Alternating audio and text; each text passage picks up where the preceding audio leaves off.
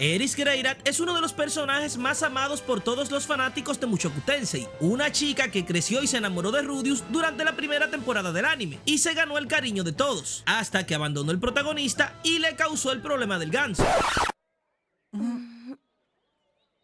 ¡Ay no! ¡Aquí viene! El video de hoy es un spoiler completo, pues te contaré la historia de Eris Greirat y todo lo que pasa después de que abandona Rudeus, su regreso hasta su muerte. Pero antes de comenzar, si quieres ver toda la historia desde su nacimiento hasta el abandono, te recomiendo mirar el video que te dejaré aquí arriba, o búscalo en el canal con el mismo título de la imagen, y después ven a ver este, ya que aquí directamente te voy a contar lo que pasa cuando abandona Rudeus. Y ya que está aclarado todo esto, comencemos con el video. Eris no superó nunca la paliza que Orsted le había dado a Rudeus, porque lo amaba profundamente y no era buena expresando sus sentimientos con palabras ni con acciones. Por eso cuando se encontró con un enemigo que amenazó la vida de la única persona que amaba en el mundo, decidió irse en un viaje de entrenamiento para eliminar al dios dragón. Muchos se preguntan por qué abandonó a Rudeus sin explicarle o no lo llevó en el viaje, y la respuesta a esto es muy sencilla. Rudeus no tenía el físico para los entrenamientos cuerpo a cuerpo, y eso Eris lo sabía, pues a su corta edad ya era una maestra en el uso de la espada, y sabía que para mejorar tenía que ir al santuario de la espada, hogar del dios del filo. Por eso las palabras de su carta: ahora mismo no somos un buen partido.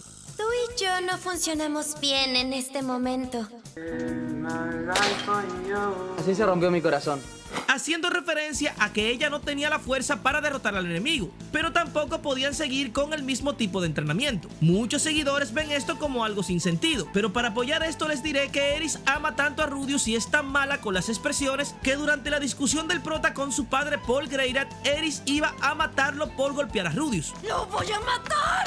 Hecho que en el anime se suavizó, pero que era lo que realmente ella iba a hacer. La cosa es que después de abandonar a Rudeus, Eris se dirigió al templo de la espada en busca de un maestro que le hiciera superar las fuerzas que ella tenía, lugar al que pudo llegar pues el dios de la espada Galfarion era el maestro de Gilen, así que fue recomendada por ella para visitar este lugar. Sin embargo, en este santuario se reunían jóvenes de todos los lugares para mejorar sus habilidades, y nadie había logrado ser entrenado por el maestro, ni siquiera su propia hija Nina Farion, quien es la chica del cabello azul que sale en el anime en el capítulo 8 de la segunda temporada.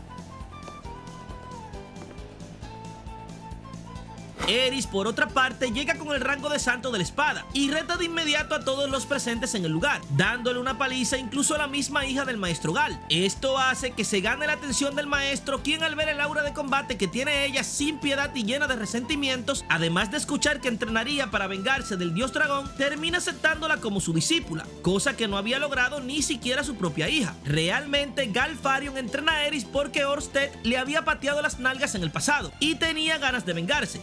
Así que al ver potencial en la chica, decidió entrenarla para que ella pudiera darle muerte al dios dragón en su lugar. Es así como empezaría el entrenamiento de Eris en el santuario de la espada. Y antes de seguir con la historia de Eris, hagamos un paréntesis para explicar un poco lo que pasó en el capítulo 8 del anime y por qué Nina Farion, la chica del cabello azul, salió en el capítulo, pero no hizo nada ni habló. Nina era la enemiga jurada de Eris, pues esta la había humillado derrotándola y ganándose el cariño de su propio padre, quien la convirtió en su discípula. Por eso en un día normal, las chicas del templo hablaban acerca de perder su virginidad, y Nina le dijo a Eris que en eso ella le ganaría, pues una chica maloliente como ella, que actuaba como una desquiciada, nunca tendría un hombre que le hiciera el delicioso. A lo que Eris respondió que ella no era virgen y que la había hecho mujer el hombre de su vida, Rudeus Greirat. Esto hizo que Nina quisiera conocer al perdedor que había sido capaz de comerse a Eris para darle una buena paliza y humillarlo. Manos les van a faltar para pelarme la Pero al llegar a la Universidad de Ranoa y ver el poder del pantanoso, se fue en silencio sin decir nada, pues no sería capaz de derrotarlo. Es así como Nina regresó al templo de la espada y desde ese momento empezó una amistad legendaria con Eris.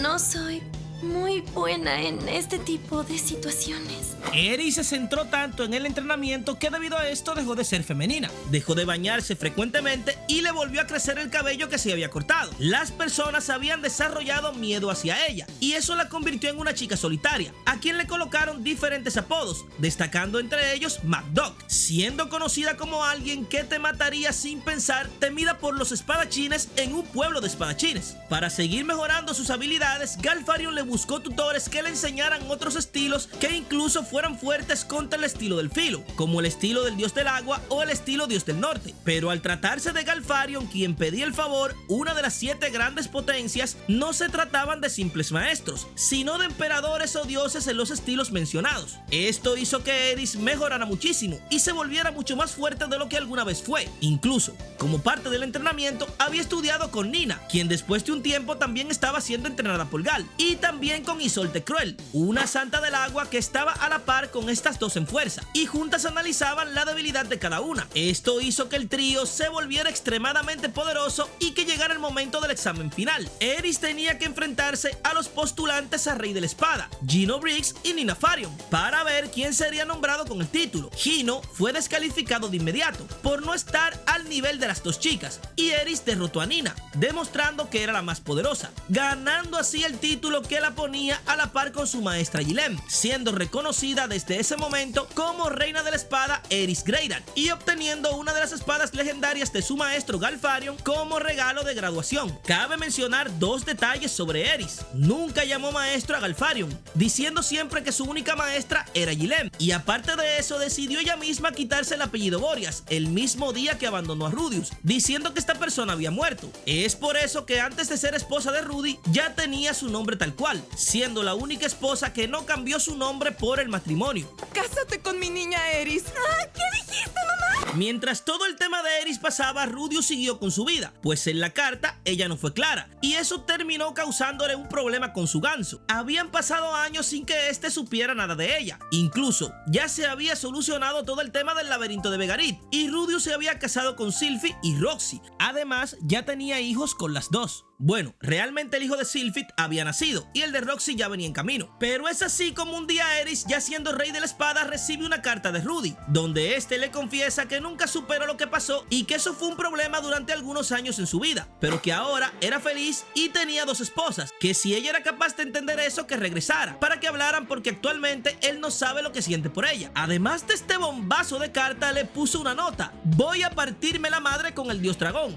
Vamos a hablar de esto si es que regresa con vida. Esto causó una reacción fuerte en Eris, no por la parte sentimental, sino por la parte de pelear contra Orsted, pues fue para eso que ella había entrenado todo este tiempo, y ahora, debido a su ausencia, había quedado completamente fuera de los planes de Rudeus, quien se dirigía al combate solo. Es así como, tomando atajos y llevándose a todo el mundo por delante, Eris viajó rápidamente y llegó a la casa Greyrat, donde todo el mundo la reconoció de inmediato, juntándose en la casa todo el ganado. De inmediato le reclamó a Sylphie y a Roxy que habían dejado ir solo a Rudeus a la pelea, reclamo que ninguna pudo responder, pues ella, al enterarse de la pelea que venía, había regresado a pelear mano a mano con Rudeus. Eris descubre el lugar de la pelea y rápidamente llega para encontrar a Rudy derrotado y postrado ante Orsted, a quien intentó enfrentarse, dándose cuenta a los segundos que la diferencia de fuerza era abismal. Sin embargo, el dios dragón perdona la vida de ambos y regresan juntos a casa. Joder, qué gran historia, tío. Me he emocionado y todo, macho. Qué final épico,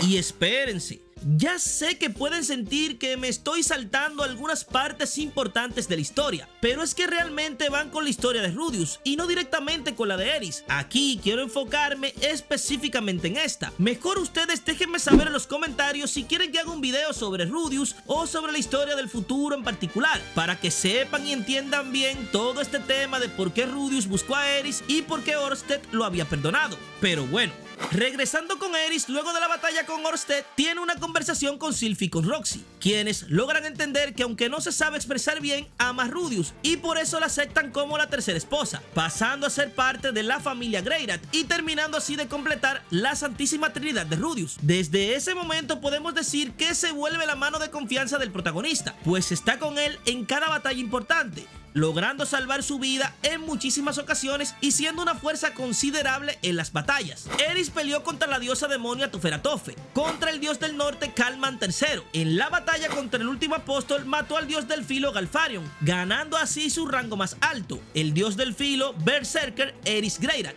entre muchas otras peleas más que son claves para la historia de Mushoku Tensei. Tuvo 2 hijos con Rudeus, Ars y Cristina, los cuales cada uno tienen su propia historia y tendrán sus propios aportes en la obra. Muere a la edad de 74 años, 2 años antes de que muera Rudius, debido al cansancio y la fatiga por sus fuertes entrenamientos, pues hasta en su vejez siempre se mantuvo físicamente perfecta.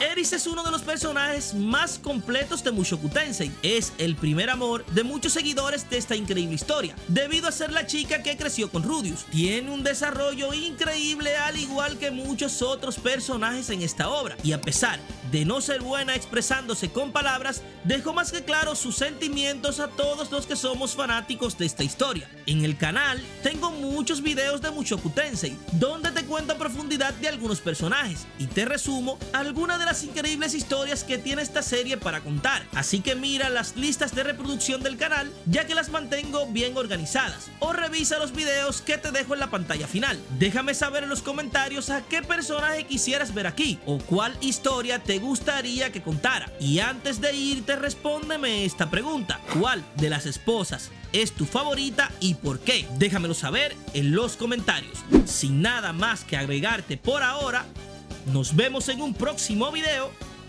¡Hasta la próxima!